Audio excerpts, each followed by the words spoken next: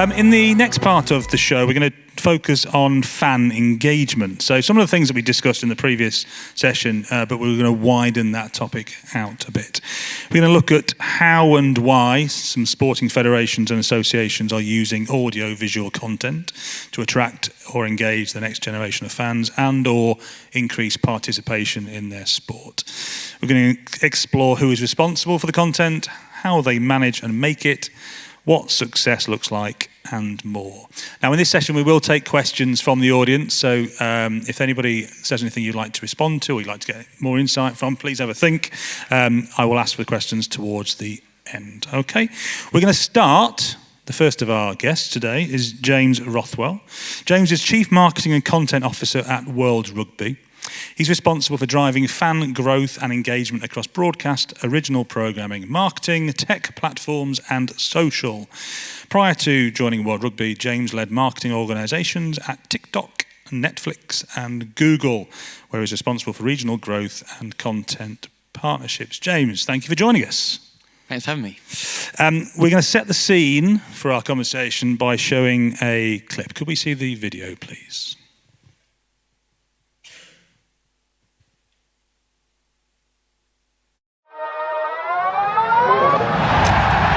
You don't realise just the size of what is going on.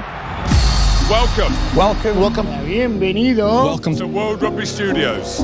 Absolutely loving it. We've got big names. Richie McCaw, Stuart Hogg, Ali McCoy, Jimmy Nesbitt, Rory McIlroy. Yeah. We've got even bigger opinions. This is Scotland! I think we're going to be very hard to beat, so no, not too worried. We need a Northern Hemisphere winner, in my opinion. With exclusive access on and off the pitch. Perché noi siamo una famiglia! Io combatto per te! Combatto per la tua famiglia! E tu combatti per la mia! Combatto per te!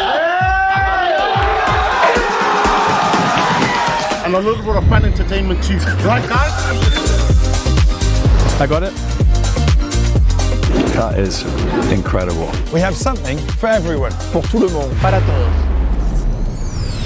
From all over the world. Buenas noches a los amigos del rugby. On parle des bleus, surtout des bleus. Sur le combat, sur la conquête, l'équipe de France est dangereuse sur ça. We don't really speak English or French, we speak rugby. It's quite frightening, it's very tight, it's intense. This is Calcio Historica, this is normal. Hello and welcome to Fantasy Showdown. I spent all my money, I don't know on what. His 7 out of 10 would be most people's 10 out of 10. Es el momento. Sueño acá ao vivo. Yeah, can you say some nice things about Wales now, gents, please? Oh my gosh. Welcome to France. Thank you so much. 40 different shows, over 300 episodes, and still counting.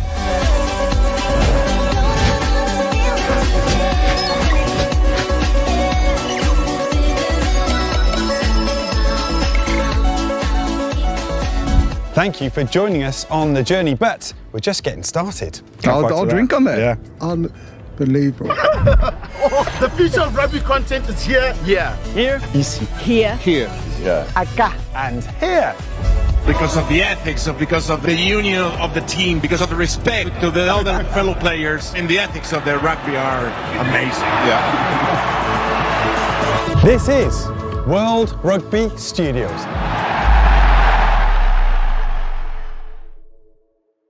Wow, quite the gamut. So fan engagement is one of those buzz phrases which means very different things to very different people. So I'd like to start by getting an understanding of what you think fan engagement means and what World Rugby considers to be fan engagement. Yeah, it's a great question. I think actually fans mean very different things to lots of different organisations. For us, in its simplest form, fan it is someone that attends, watches or follows, and ideally peripheralates cultural conversation around the game. So everything that we do to drive fan engagement is focused on building out that marketing funnel for our sport. Right at the top of the funnel, we're simply looking for reach and engaging new fans. We want to convert that through to more engaged, loyal behaviours, and then ideally build direct relationships with our fans so that we can engage them more frequently and more cost efficiently for ticketing, for retail, or simply to learn about the needs of our fans for our major properties. I think for rugby in particular, and all sports are different, We have very large, loyal fan bases in certain markets around the world, and we're a very nascent sport in other markets around the world. And it's really important for us that we can build our global footprint, we can diversify our audience, whether that's age profile, greater gender balance, engaging different taste profiles in different media environments. So all of the content that we produce, our brand, our marketing, is really focused on diversifying our audience growth and making sure that we are converting that attention into behaviours that are going to help us grow. Understood. Does it differ depending on where you are in sort of the tournament cycle, should we say? So would your fan engagement policy be different in the year when there's a World Cup, for example, versus when there was some Sevens tournaments? Is the fan engagement different in a cyclical way? It is, but I think that's something we have to solve. I mean, we just showed a sizzle from the World Cup. Obviously, that's our biggest shop window. The Rugby World Cup is one of the biggest sporting events in the world. The challenge for us is how we sustain that engagement all year round, every 4 years. We need to use the World Cup as a springboard to engage new audiences, to tell the story of our game, and then sustain it through men's and women's World Cups, through other competitions that we own, but also other competitions in rugby. So we work very closely with the Six Nations. We activate our other properties like Sevens, WXV, under-20s, etc. We can't only be relevant when there's a match on at the weekend. So much of the content you saw in that sizzle is focused on the story around the game. Not a lot of match footage in that video. So we believe that there are storytelling opportunities that transcend the game, and that gives us a greater shot of engaging fans outside of those competition windows. Fantastic. And on that note, so what sort of content do you produce to make that happen then? Whether it's broadcast, whether it's digital, social media, give us a flavour, because we've seen some of it, but talk about how that fits into that strategy. So our team looks after host broadcasts for our major competitions, which we work with our friends at HVS on. We increasingly are building a studio that delivers original programming. We launched our streaming business in August last year. We've delivered more than 1,000 hours of original content to feed that streaming business. And then we have a publishing, a portfolio of publishing brands across social, our own websites, and then Rugby Pass, which is more of a news and editorial site for the game. Obviously varying degrees of engagement and cadence of engagement across those different platforms, but we really try to use the scale and the shop window of broadcast to feed everything else that we're doing.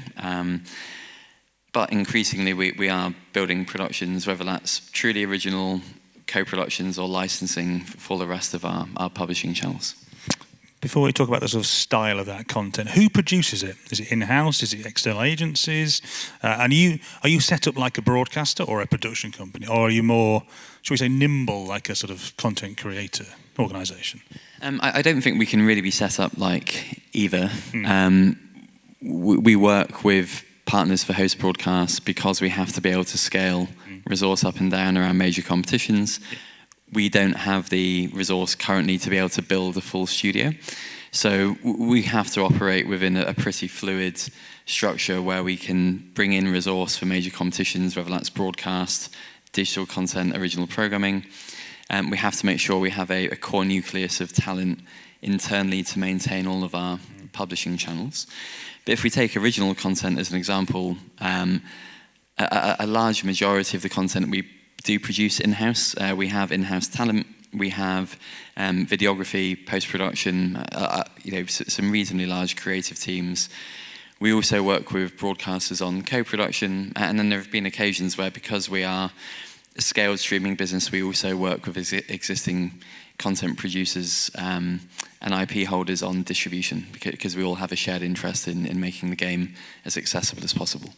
Understood. Tell us about the style of your content. Does that style reflect the different platforms, or does that style reflect the different purposes, or does that style reflect the different demographics you're aiming at? Tell me about whether it's live programming, short form. What would be a World Rugby style piece of content? I think it's been well represented in the sessions before, that you can't repurpose the same content across channels. Obviously, I've worked at a lot of those channels, so I know that the audience demographics and interests are very different. So we certainly cater our content based on the profile of the competition and the audience we're talking to. But broadly, hopefully it came through in that sizzle. We're really trying to contemporize rugby content. We're trying to make it younger, more entertaining, a lot more accessible and approachable. We're lucky to work with a network of brilliant broadcasters who can present rugby in its biggest moments to an avid rugby audience. We're really focused on engaging casual fans, new fans to the game, and to do that we have to really open up access. And so whether that's building a studio environment that's by the beach in Marseille rather than doing it in a traditional studio, whether it's working with talent and having a very different dress code and drinks on set for a sundowner show, whether it's loosening the reins on language that we're using, we really want to ensure that we are delivering content that can reach the audience, not building on a blueprint that already exists, because then our incremental impact is going to be very low. Absolutely. With all that in mind, with the various different strands of content, how do you manage or manipulate and distribute that content? Tell us about we talked about data pools earlier. You don't have a data pool, but you presumably have a central repository of what you do. I mean, how do you manage that process? Yeah, I mean, we have to be broadcast first. It's an important revenue stream for us. It's our most scaled platform. We're very lucky that during a Rugby World Cup we can have hundreds of millions of fans tuning in for a match around the world. So that has to be our priority. And all things said and done, that's the product. What happens on the pitch is what we're selling. As we've built out our streaming business, started building a portfolio of gaming products, we really need to make sure that we're building a funnel even within our content. So our most scaled digital touchpoint is, of course, social, occasionally our own apps and websites during a tournament. So we need to make sure that we're delivering a lot of content to feed those channels. That has to be diversified across platforms so that we're incentivizing the same fan to talk to us in 5 places, not 1. But that needs to be an appetizer, not a full meal. Yeah. So we're very smart with the way that we cut down content. For social channels, we put slightly longer edits on platforms like YouTube, and then we save the entirety of the content for our streaming business, which is where we're going to learn the most about our fans and inevitably generate the most value. Thank you. Do you face any particular technical, operational, or creative challenges when it comes to managing and producing all this content? Yeah, all of the above. We're probably live with a competition 40 weeks of the year. There will be weekends where we're producing live broadcast in 5 different countries at the same time. So there are operational challenges just in terms of how that stretches our team. We work with myriad broadcasters with different requirements in different languages and honestly speaking, different value propositions for us. So there are simple complexities that come with that.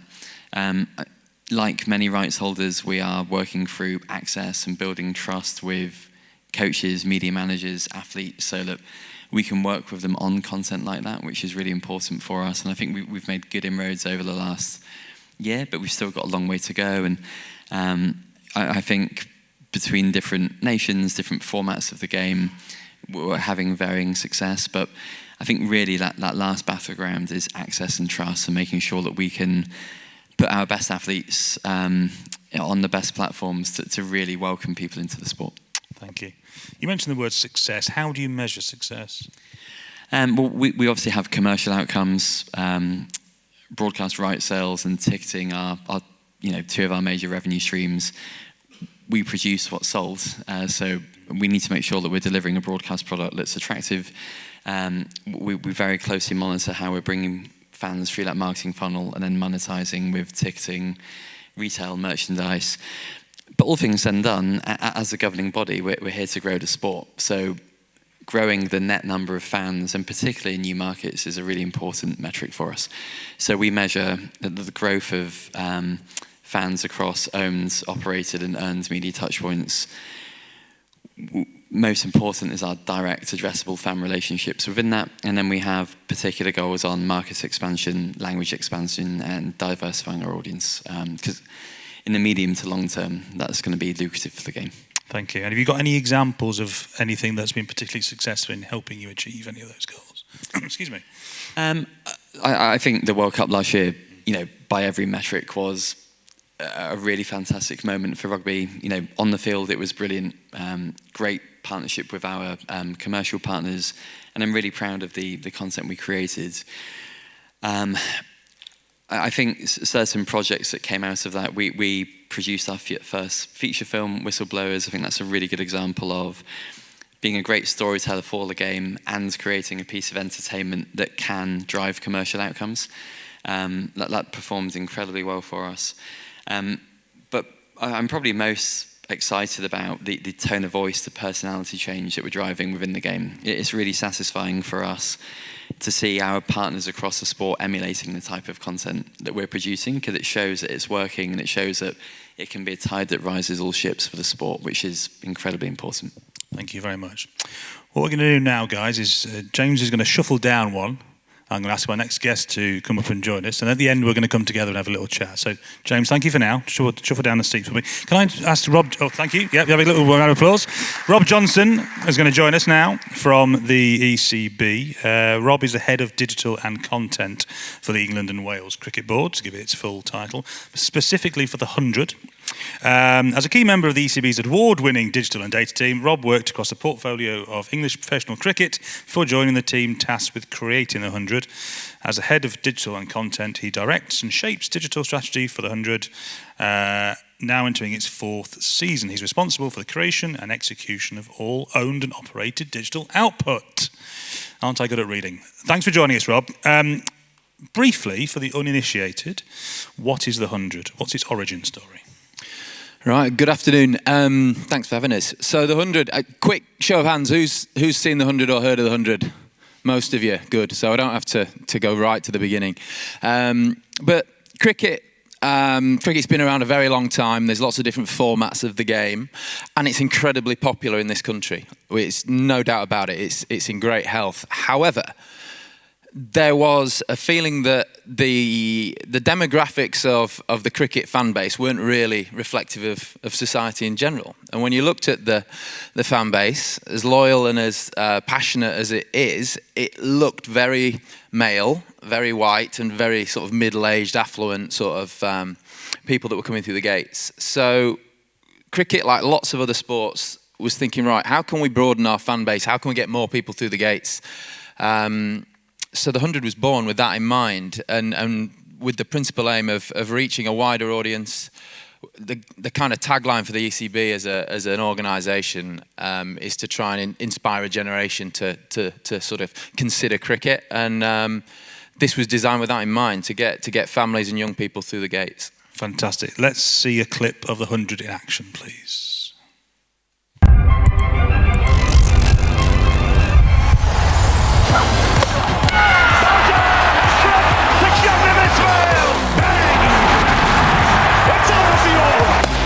Superb!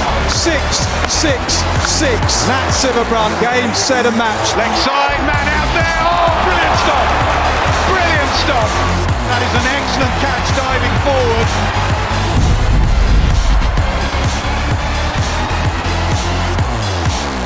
That is so sharp from Eccleston. What a catch. It's the first woman to hit a ton in the 100. Egglesby. It's a magnificent 100 for Harry Brook.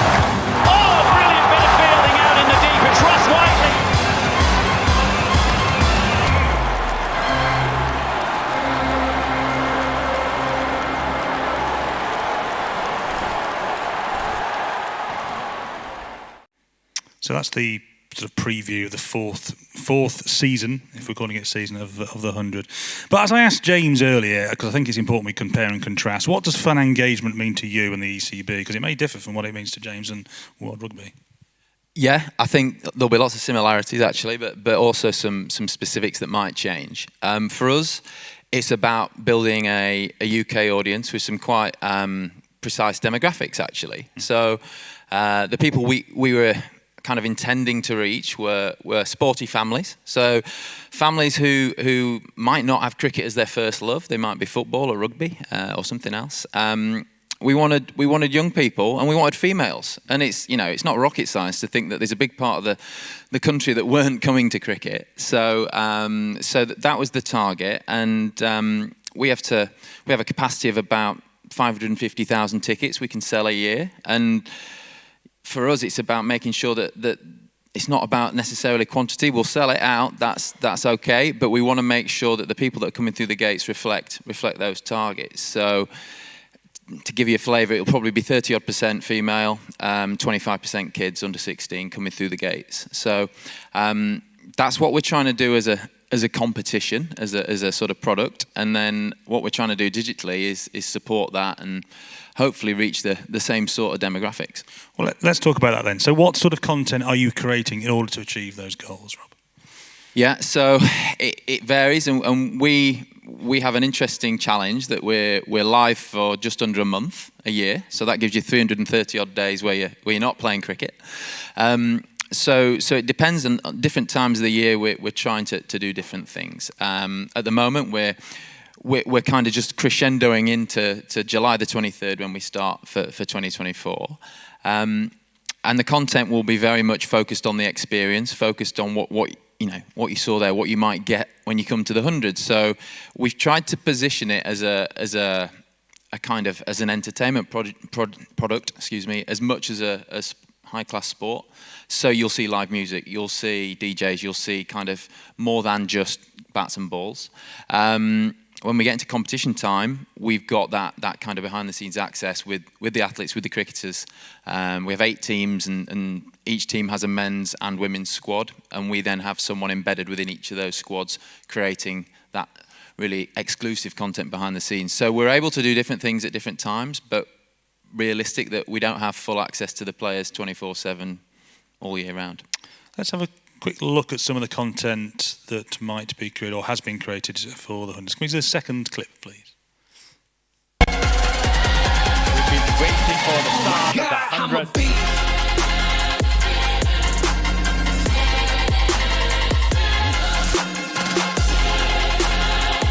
First woman to hit a ton in the 100.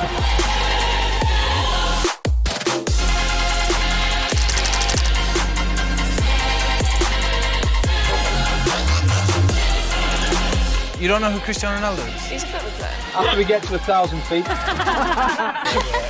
Struggling there. Good luck everyone, go well and up the ground. Really happy. Yeah. Really, really happy. Relieved.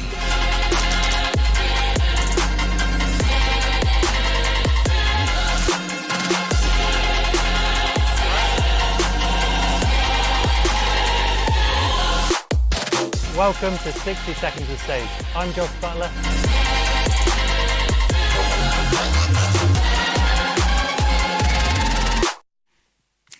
Abrupt. I think the 100 stuff has quite a distinct style, irrespective of whether it's for social or future or whatever. Energy seems to be the word that always comes to mind when I see this. So is that deliberate? Tell me about the style of this content, because it feels like it's all very, very joined up for a very specific reason. Yeah, I'm pleased you said that. That's good. Hopefully what we've been trying to do. We've got a very clear understanding of what the brand is, and at the very beginning when the 100 was designed as a concept, there was a lot of work went into that, and we still go back to that DNA. There's one slide in a PowerPoint that we always go back to, which is what the 100's all about. And there's various elements to that, but it's about being brave and different, but also kind of open-armed in terms of getting people through the gates. Or we talked. I think you were saying about whether it's follow, attend, or whatever. Like, not everyone's going to be in the ground to see this firsthand. So we really want that consistency. That the brand is the same whether you're seeing it on Instagram, whether you're seeing it when you come through the gates, where you see it on Sky or BBC. So something you will see is that the content is entirely gender balanced. So we were very fortunate that when we started the 100, we started men's and women's competitions in parallel, and that's always been the case. So you'll never see a piece of content that's just men or just women. There's always both at the same time, and I think that's something that's now become probably a bit of a hygiene factor for a lot of sports. It's not everyone's kind of thinking along the same lines, but when you come to a game, there's a women's game followed by a men's. They're all double headers. The marketing is entirely gender balanced. So that's something that's quite important to it as well. And we have 18 brands. They're all quite distinctive in terms of colours and the way we've built those brands as well. So hopefully there's an element of consistency, but yeah, hopefully if it's the 100, you know it's us. Yeah, absolutely. Again, as I asked James before, how does the ECB produce its content? Katie from Little Dot was on the previous panel. Obviously, they do some stuff for you, but give me an idea of the scale of the operation you have there. So it scales up and it scales down. In November, there's not a lot going on, so we can scale right down. So we have a core team internally, and that core team is there to really, I guess, be part of a matrix operation, a kind of marketing, digital, commercial matrix. So we've acted a bit like a startup within a very clunky governing body structure. We've kind of been the little speedboat around the oil tanker, and we've been allowed to try stuff, and some of it's worked and some of it hasn't. In tournament time, we can scale up quite significantly. That's primarily through agencies, so a couple of different agencies that we use. And that is things like we hire 16 content creators every year. We have a program called the 100 Rising, which is kind of a graduate program. They're not all university students either, but it's young people with an eye for, we were talking about TikTok earlier, with an eye for what will work on TikTok. And we embed them in the squads. We make them comfortable in that kind of elite environment, and then we give them full access to go wild. So there's an element of bravery in that you don't quite know what you're going to get, and every so often you might get a phone call that something's not gone quite right, and you have to smooth that over with the team management. But we felt that getting young people with energy and ideas would give us content that has energy behind it. So we have lots of people working in a studio in London who will kind of take that content back from the guys in the field and do great things with it. Some of it is raw and it just goes straight out and it's great. Some of it needs different treatments, but we just gradually get bigger and bigger up into July, August, and then we kind of fall off a cliff in terms of manpower. This wasn't on my list of questions, but does what you do rub off on the rest of what the ECB does? Because if people aren't aware, the England team is the big thing within cricket.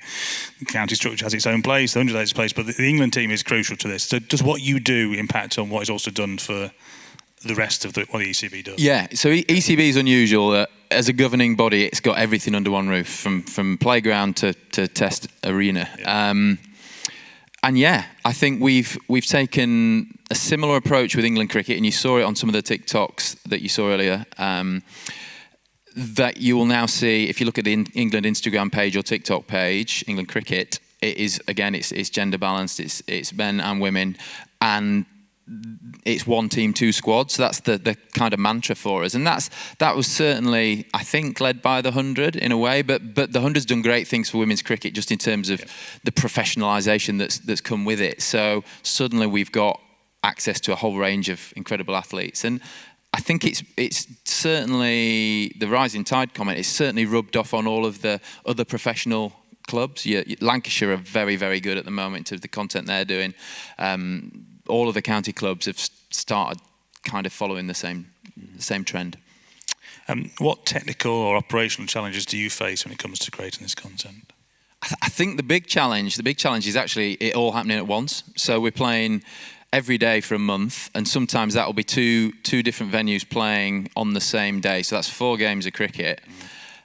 And then suddenly, so you're going from sort of famine to feast in terms of how much content you got to work with. So it's being able to turn things around quickly, get it out there, and maximise the impact of it when you've gone from nothing to very, very busy very quickly. So those 16 kids that we've got embedded, they've got to hit the ground running, and we've got to help them to do that.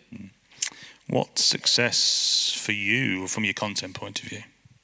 I think there's there's a lot of different metrics you can use. For us, the authenticity piece is really important, that it does feel like the 100 and it's not just the same as somebody else.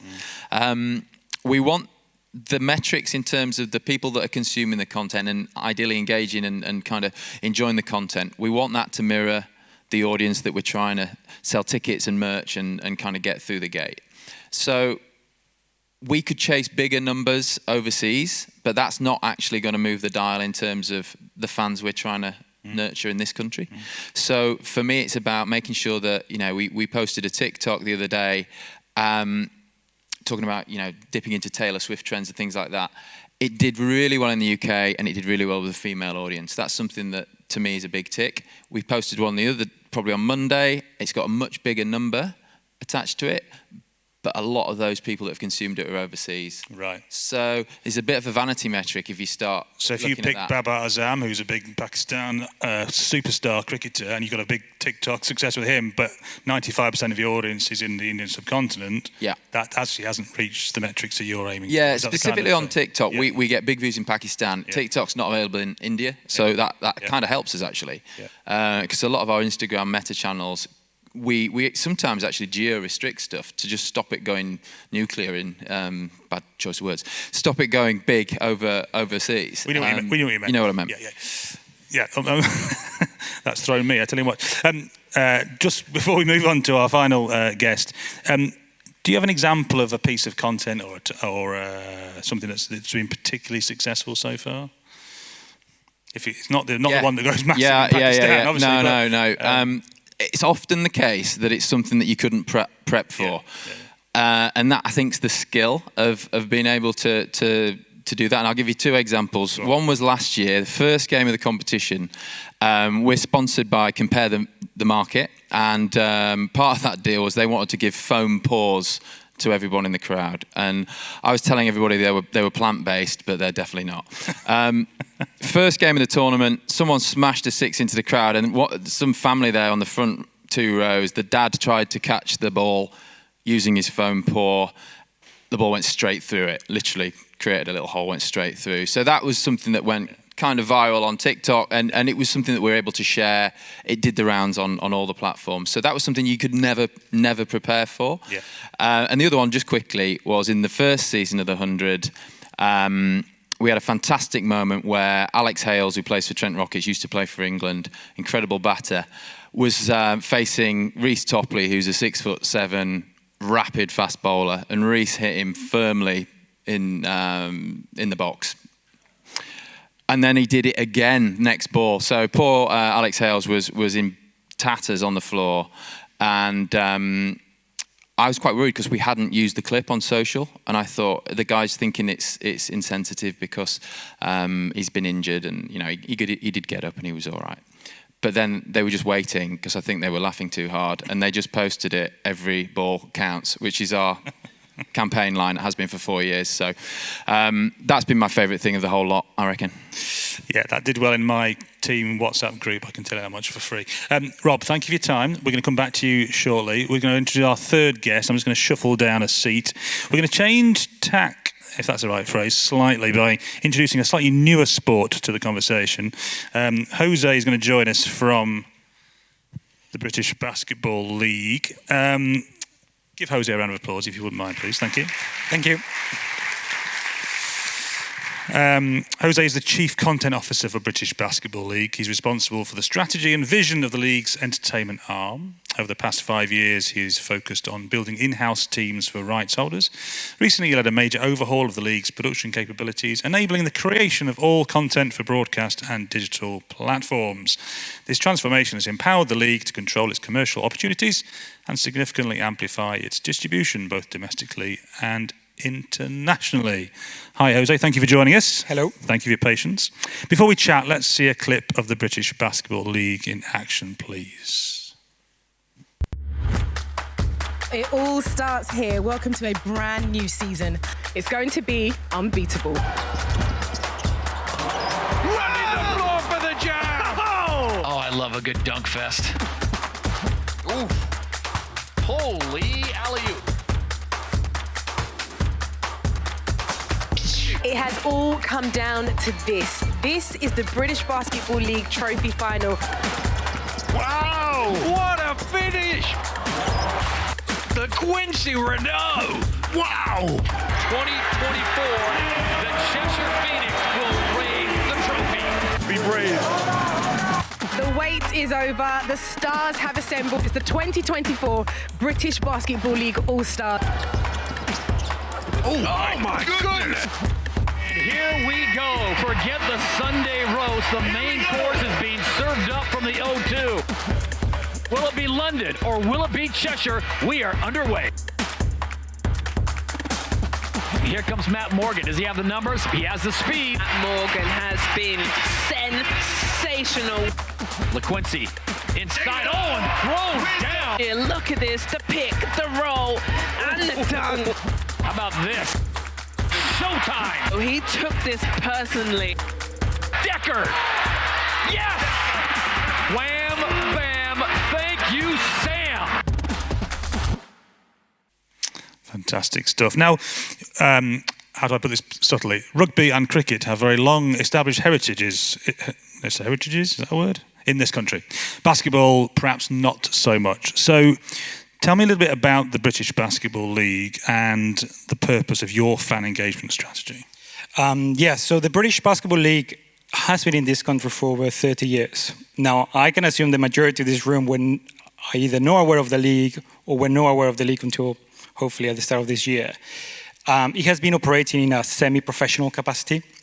And what we did last year around this time is do a rebrand of who we are and what we mean on trying to reach a new audience. And you're right, cricket, rugby has a strong heritage in this country. Basketball is huge in Europe and in the States, in Asia. So we believe that there's an opportunity for this country to fall in love with British basketball. Not just basketball, but British basketball. And fan engagement is everything for us. And it goes from changing the way we run our season by including the All-Stars, which is all for the fans, to the type of content that we do. And fan engagement also, when you ask me the question, what does fan engagement mean for us? It tends to come to normally a positive connotation. I see it for us that you need to see both sides of the conversation, the negative feedback and the positive feedback. And for us, it's quite important to acknowledge the hardcore audience when we are changing everything for them. Because for them, it means a lot, the sport, the community that they have built. And when you introduce change, you are going to create some friction. And understanding what they love and what they're passionate about, it will help us to then translate that to a young audience or to a new audience and make sure that they understand why it matters for them. My understanding of the situation is that basketball in this country particularly is one of the fastest growing participation sports. So does that help or hinder what you're trying to do in a way? And how does your fan engagement strategy fit around? Is participation a key part of what you have to look to increase? Or is the fact that it's already increasing help you to make everything else work better? So participation is basketball is the second highest participation sport after football. So we have a good advantage that we don't need to really explain what basketball is. So it helps that the introduction, it comes at a very low level. Then we can start focusing on why you should watch British basketball. So our main target is awareness and telling people, if you love basketball, you don't need to be awake at 11 p.m., 2 a.m. in the morning to catch up NBA. You can be watching at 3 p.m. on a Saturday or 8 p.m. on a Sunday. So it's showing to people that there's a good product in this country that they can be part of if they already had the connection when they were at school. And that's something that we have seen that almost every conversation that I have, they have a connection, either a family member, their kids, their cousins, that they have played the sport, but they have fallen from following it because they didn't have something to attach themselves. We believe that the British Basketball League can do that now. Yeah, got it. So with all that in mind, what sort of content, give us an overview of the content that you produce. So I don't know if we're crazy, but we do everything. And what I mean by that is we do 226 games all in-house. We do all of the social content that goes with it. So from your TikToks, Reels, we're starting now to stream on Twitch. So everything that is produced by the league is created by the in-house team. And the reason we have done that is to be in control. My background is working on either production companies that you might have that relationship with a rights holder, but as soon as a rights holder asks you for a new idea, you start looking at the spreadsheet. How much are you going to charge them? For us as a league, we don't have that conversation. We actually think about what staff do we have and how can we transform or adapt our weekly schedule to allow for that innovation and to tackle different avenues. Fantastic. We've got some clips to show. I think we're going to show a couple of clips, and hopefully this will give us an idea of the style of content that you produce. Can we see the first clip, please? Let us know in the chat, please. Is this a foul or not? Because internet refs, where you at? I would be reacting exactly the same as coach. Okay, cool. On the count of 3, we're both gonna say whether we think it's foul or not a foul. Cool. Okay. All right. 1, 2, 3. Foul. Not a foul. It's not a foul. It's a foul. It's not a foul. It's a foul. It's not a foul. It's a foul. The replay's gonna come back again. Let's see. Gonna come back again. A shooter needs to be able to land safely on the floor. Facts. That is true. And he didn't. That is true. Okay. But if I'm already standing in a spot, I have to move back to allow you to land. If you shot it and I was already there. We're gonna watch the replay again. Look. His 2 feet were there, bro. Watch. Look at the ref. Look. Okay, cool. Shoots it. Is literally in his pace. What does this mean, though? What does this mean? Does this not mean foul? Does this not mean foul? I can't lie. I might have to take back. That's how they should do VAR in football, I think. But anyway, why is that a good example of what you do? Because the clubs don't like it. Okay. Because the referees don't like it. But the fans like that conversation. And for me, this is probably 7 months, 8 months of thinking, how can we be different to a traditional sport coverage? And the reason I say they don't like it is because you tend to be, when you are the rights holder or the league, you need to be very neutral, which for a fan I think is the worst thing that you can do, not have an opinion. Now, during that conversation, we didn't say who was right or who was wrong. And to be honest, I don't mind if it was a foul or not a foul. What I care is I'm allowing that conversation to happen and then to continue after the game. And I think for us it's interesting that, similar to what we were saying about rugby, the broadcast product is the starting point of anything that we do. Yeah. But we know that not many people are going to watch a 2-hour game. Would they watch a 45 seconds? Most likely, yes. And also then we're asking for an opinion, then you're starting to create that engagement and awareness outside of the initial people that watch the match. You touched on this, your in-house element. Again, tell us how your operation works. Tell us how many people there are, what maybe your type of equipment you use. Are you a broadcaster style or are you content creator style? Give me an idea of how it works internally. Well, I think I have a multiple personality disorder because part of my day is talking about traditional broadcast. Yep. How we're going to coverage the game for our linear partners, either in the UK or in the US, making sure that is that top line, highest quality. And then within 30 seconds, I might be talking to our content creators that are doing more streaming, TikTok influencer style, that is content creator. But in essence, it's all created by the same team. So we are 15 people within our team. We have some technical partners like Timeline who help us to get all of the cameras and different freelancers, but the core of the team is in-house. So within that means that everything that goes out has gone through the same lens. What are the technical challenges or operational challenges that you face within that? So we moved to remote production for our first season. And again, that is a huge undertaking where traditionally the league only had 30 games on linear TV and the rest were produced at a low capacity. We decided to change that. So this season we produced the majority of the games. When I say the majority, it's probably 3 we didn't produce due to some logistical challenges. But apart from that, all of them were coming through our system. So that remote and cloud production meant that we needed to adapt very quickly from how to get the data, how to send the data back, how to distribute, and how to be efficient with the finances that we had for the season. Thank you. I'm going to open up to the audience for questions in a moment. So if you've got a question, get your hand ready and have a think. But Jose, before we do that, again, I've asked the other guys this, the same thing for you. How do you measure how successful you are? I think awareness, and awareness is definitely on the public, that they can know that we're here, but also on the B2B, for brands to know that there's a new entity that they can tap into. And also on the consumer level is the stickiness of our content. Something that we did this year was turn off all pay media with our content. Wow. Which, there's a risk that initially you will have some low views. But then what we have seen is this year we grew 45% organically, which for us is huge because now we have a baseline that we know that is what we can get with good content.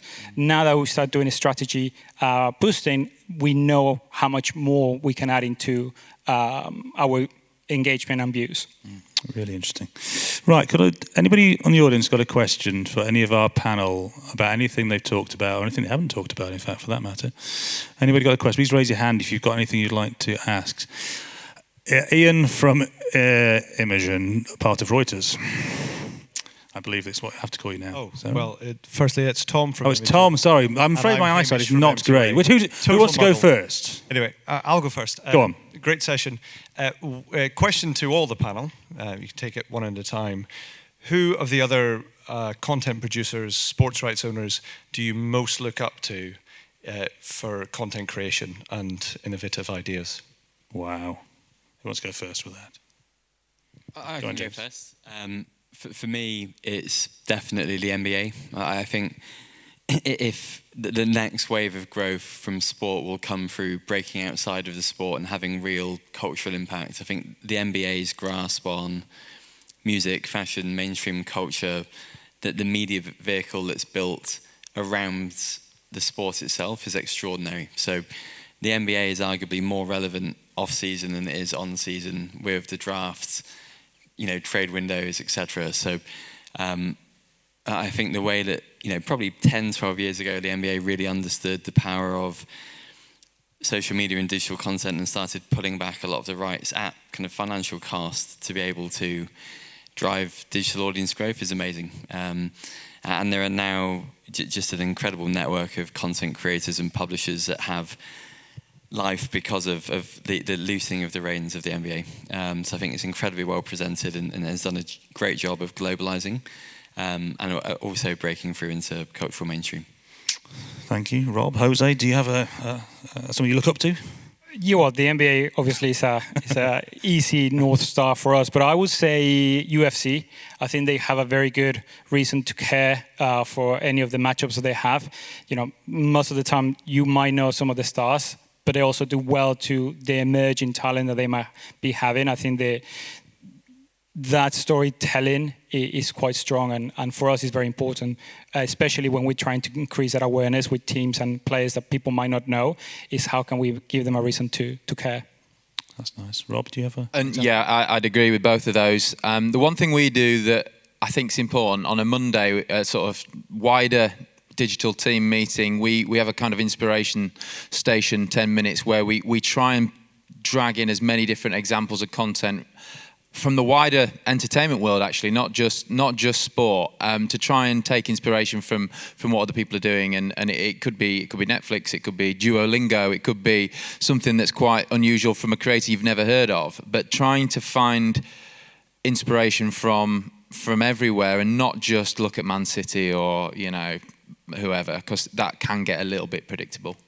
Excellent answers. Hope that answers your question. Tom from Imogen. Good when you get the names right, Will. Hi, Tom from Imogen, sometimes known as Ian. Is participation in the sport the ultimate in fan engagement? What's your view towards that? I would say no. The reason is I cannot dunk, but I can still be engaged and I can still have an opinion. So yes, I think it's important for the success of the sport long term, but I think it shouldn't be the only priority.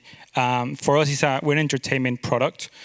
And again, I don't think the UFC will be looking everyone to get into a cage fight, right? They will want to have audience there.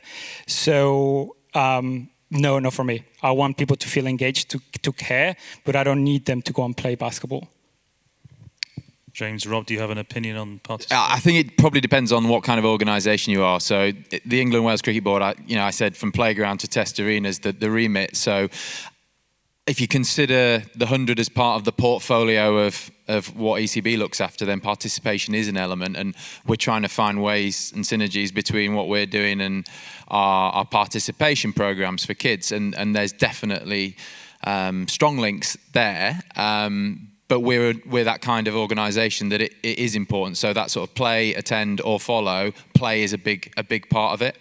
And going back to that kind of creating the database, the biggest sort of thing that we do at the minute is looking at where are we finding new data points and new people from, and participation is a huge part of that. So it's definitely part of the framework of what we're trying to do, albeit it's not day to day something I would worry about too much. It's a great question. I'm pleased I got the chance to answer it last, just so I could think about the answer. Rugby is a sport where a large majority of the fan base have played. You grow up, rugby is a culture, you have a lifetime relationship with it. So we know it's important. I'd say two things, kind of just short of saying no. One, fandom has to grow faster than participation. So if you have a sport that's dependent on participation, fan growth, you're in real trouble, because you're going to be on the wrong side of history, because team sports overall are in decline in terms of participation. You're competing for attention and money with more options than you ever have done before. So I think the growth of fandom has to outpace participation by 10x if you want to have a healthy outlook. I think some of the fastest growing sports and entertainment properties in the world have very low participation compared to their growth. Formula One, NFL, mixed martial arts. And actually I think having the elite end of the sport being almost unattainable is actually part of the entertainment appeal, in the same way that music and film can be. So I kind of tend to agree. But actually I would say that you have to really challenge what participation is. Is participation lacing up your boots and picking up a ball? Or is it being a kind of a positive contributor to the sport? Participation could be, Lucy picking up the ball at 5 and joining the local rugby club. Or it could be being a content publisher, being an active participation on Reddit, contributing to word of mouth and brand rugby. And I think that's really, really important. So we're trying to challenge what participation is, safe in the knowledge that we have brilliant people around the sport focused on the grassroots of the game. Thank you, guys. Anybody else got a question? Please raise your hand so I can see it with my terrible eyesight. The gentleman down here in the black top, whose name I don't know, so I won't get wrong. Alex from the University of Chichester. Thank you, Alex. Quite a good cricket player, Rohit Sharma, recently came out and said that he thinks there's too many cameras on him all the time. This is in the IPL rather than in the 100 or in your sports. But what are your views on that, with some players complaining, saying they don't really get a break from the exposure? Ooh, that's interesting. I think Rob, unfortunately, it's a cricketer he's been referring to. You should probably... Look, I mean, IPL, I worked at the IPL for a season, and it is incredible the amount of scrutiny and press attention on their, mega stars. Those guys are off the charts famous, and he's right up there. He's probably in the top 3 or 4 most famous people in front of 1 billion people. So I can imagine he might want a bit of peace and quiet. Something I've realised in terms of the players I work with in this country is, since we kicked off the 100 4 years ago, some of them, it's all they've known. So they came in and they were playing from sort of 18 and they straight in, and now they've been playing for 4 years. And they are really comfortable with having cameras in dressing rooms and content creators behind the scenes and people just sticking a phone in front of them 2 minutes before they go out to play. Some of the 35-year-olds are probably a little bit more reserved. And I think that's just an evolution. 4 years ago, when you put an ad out for a content creator, you kind of got a mixed bag of people who'd done journalism or people who'd done other things. And now, 4 years later, there are content creators coming off the conveyor belt who've got their own channels. They're doing their own thing. They're really quite accomplished. So the standard of people doing the job on the other side of the lens is gone up, and I think the players' attitudes have evolved as well. So, for my mind, it's part and parcel of the thing. We spoke to some guys from Formula One a couple of weeks ago, and you know, from their perspective, the drivers do absolutely everything. So we were coming away from that meeting thinking we need to do more and put more cameras on them, because you look what a Formula One driver has to do 2 minutes before they're driving their car. Like, the cricketers have got it easy, I think. Anybody else got a question, please? The young lady, 1, 2, 3, 4, 6 rows back on the left-hand side with the blue top. Hi, I'm Claire. I'm the CEO of Limitless Broadcast. I'm really interested in what the BBL has done with Timeline, which I just think is fantastic. How has that relationship played out between bringing production in-house as a governing body and then having a technical facilities provider? And what is the handover point between yourselves and them? Thank you. Yes, actually, we spent last summer trying to identify the right technical partner for us. And Timeline was the right candidate because they understood the ambition that we had. And what that means is when you do 226 games, you won't have a plan set up for probably the 150 game on, or after 50 games, the plan goes up in the air. And they have been quite useful on being able to go alongside us on trying to understand what we're trying to do with remote production and the volume of games. So we have weekly calls with them to tackle the big events that we might be having in Birmingham or in London at the O2 Arena. And they really are there as a tool to enable the creativity that our team will have and tell us what we can do, and the stuff that we can't do is just what we need to change so we can do that. So it has been very useful, especially as an emerging rights holder, to have someone that has been there, has seen it, so the path is easier. Hope that answers your question, Claire. Anybody else? We have 1 more minute. Yes, there's a lady at the front, please. If you could wait for the microphone, it'll be with you any second. Hi, I'm Roberta Cambio from Braico. In a lot of other events in media and entertainment, people are clearly talking about AI. So can you comment on your experience about AI, maybe creating, auto-generating content or whatever you are experiencing and it's working? Because, you know, it's good to talk about AI, but what is it for and what does it bring? Thanks. Thank you. I actually have a good example. So for our playoffs, we didn't know who was going to qualify until pretty late, but we wanted to promote each team that they have made the playoffs. So we actually created an original song for every team using AI. And what that meant is that it felt unique to that team. So we created a prompt that had the name, that had the nickname of the team, and some of the accolades throughout the season or throughout the years. And that very quickly, within 3 days, we had 8 bespoke videos with bespoke music that it was meant for each team. And I think that's when AI becomes quite interesting for content creators. It didn't take the job out of an editor. It didn't take the job out of any other team. Actually just enable us to engage with a fan and give them something that was unique for their team. Interesting, thank you. James or Rob, any thoughts, whether it can help you or hinder you? I mean, certainly help more often than not. I mean, during tournament time, we simply wouldn't be able to manage the volume of content and getting clips, highlights out without AI solutions like a WSC. It gives us enormous scale, particularly when we're programming for multiple languages. We've started to experiment more and more with content creation, particularly for social. You know, there are so many moments during a match, during a tournament, where you're 10% away from having a perfect piece of content. So image recreation, being able to punch out to paint more of a picture for fans that couldn't have been there. Some of the AI creation tools are extraordinary, and we use those every day for content creation. The next frontier for us across our publishing businesses is the role that AI can play in written editorial. I think we're a little bit more apprehensive on that for now. So I think for video and image creation, critical for scale, it gives us great global footprint.